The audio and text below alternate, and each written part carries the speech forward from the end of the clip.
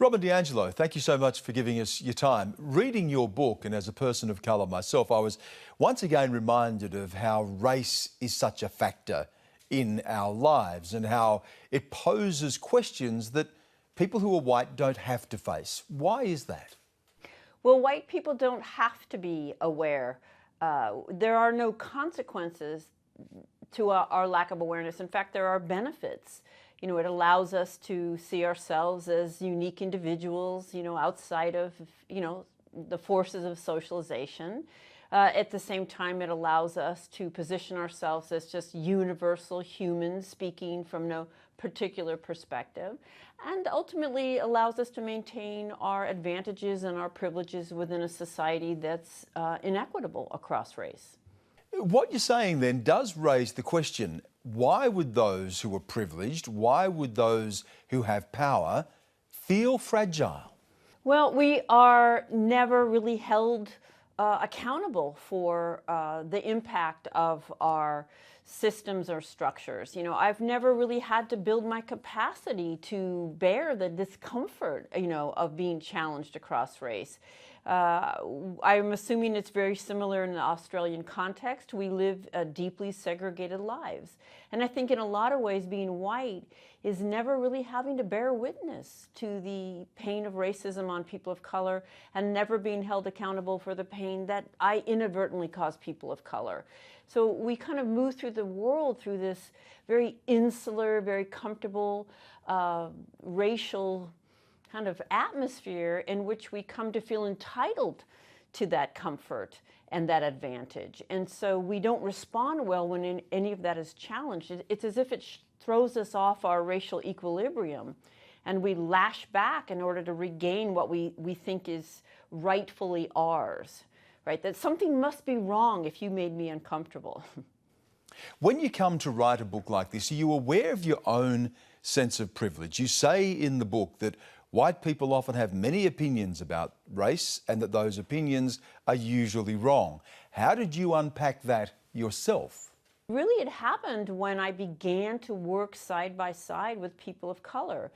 Part of being white is I could live my whole life and be a fully educated adult and really never work in any sustained, significant way or be in relationship across race. And I was like a fish being taken out of water, and I began to see the world through a very different lens. It kind of worked as a mirror, if you will. Right? Their experience was so different from mine that while we tend to focus on, if we're going to talk about race, let's talk about your experience, I began to see, well, then what's my experience, right? Well, what does it mean to be white in a society that is deeply separate and unequal by race? And then, in addition to having those experiences with people of color, that incredible kind of gift of relationship with them and open conversations with them, I began to try to talk to other white people, and really that's all you need to do. And I was met with so much resistance and hostility and defensiveness, and to be really honest, so much ignorance, right? I mean, yes, all white people have opinions about racism, but if you haven't really worked hard to get good information, those opinions just can't be informed because nothing in society gives us good information. I mean, you have to really put effort into getting educated about racism. So I have opinions on lots of things, but that doesn't make them informed, right? And there's a lot of pressure on us not to have deep or authentic conversations. So all of that kind of keeps us in this cocoon, and being in relationship and working side by side with a lot of people of color kind of broke that open for me. But it's an ongoing process because the forces to come back into the cocoon, if you will, are pretty strong. You do make it clear in the book that you're generalising, but one of the points that you make is that the way that we are taught about racism makes it impossible for white people to understand it.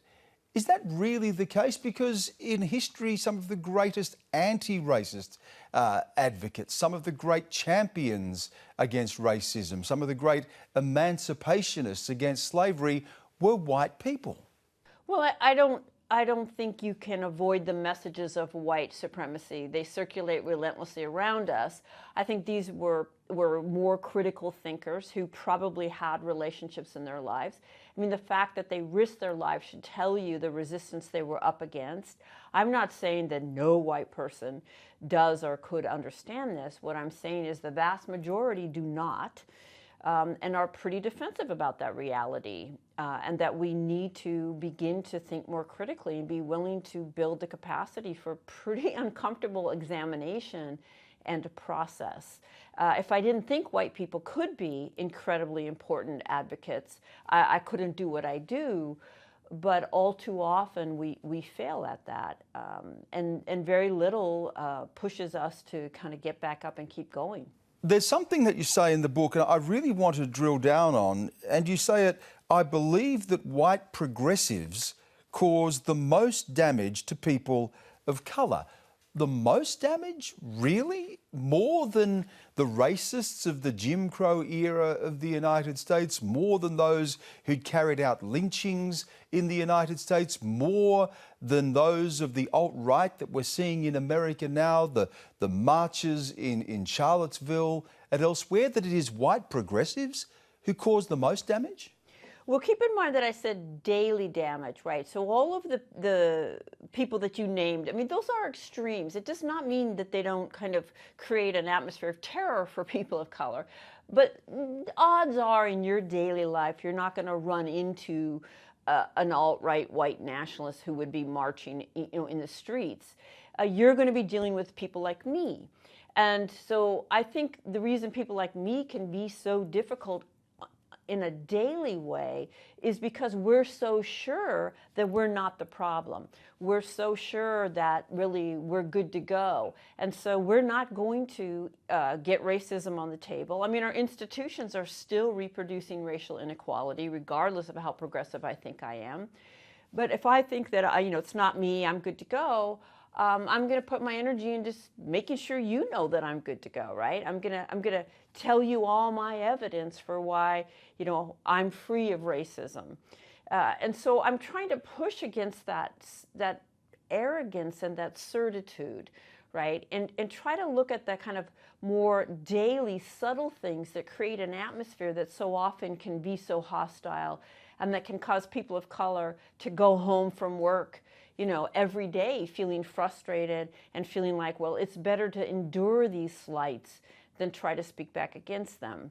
In the book, you talk about this ideal of people being colourblind, of not seeing colour, people who say that race does not matter. What's wrong with that? Is that not what people should be aiming for? Well, first of all, who do they say that to? Nobody ever says it to me. We only say it when we want to make sure that you know that I don't notice your race, right? So it's just patently not true. Maybe they'll go the next step and say, well, of course I noticed it, but it has no meaning. It does have meaning. It does have meaning. And there's so much empirical evidence that racial perceptions are going to change, affect people's life experiences. So we don't live in the spiritual world, or we haven't come to a place where race doesn't matter. And so to pretend as if we are in a place where race doesn't matter is to basically hold inequality in place. I mean, I'd like to get to a world in which I don't notice your race, or if I do, it has no meaning, but that's not the world we live in right now. And jumping over and pretending we're there is only going to support the structures that are continually reproducing inequality. Robin, I just want to finish on something else you said in the book, and you were asked about the future and about the younger generation, and you say that they are in fact becoming more racist. Are you pessimistic about the future? Do you see some improvement? And in what way is it that the younger generation is not less racist than previous generations?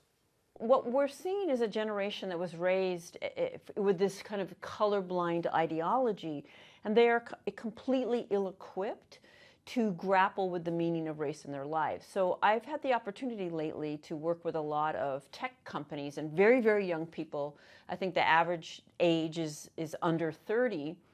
And when we have these dialogues, they are just dumbfounded when they hear the pain that there are very few co-workers of color are in, and how much their coworkers of color are putting up with and navigating.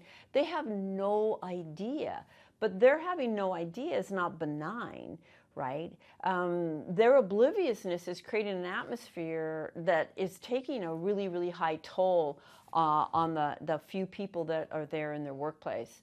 You know, if I cannot tell you what it means to be white, if I have no idea, I'm not really going to be able to hold the experience of what it means not to be white, right? I'm not even going to be able to engage with that, and I'm probably going to end up minimizing and invalidating that because I just want to pretend that nothing's going on because that's how it works for me. Robin DiAngelo, thank you again for giving us your time.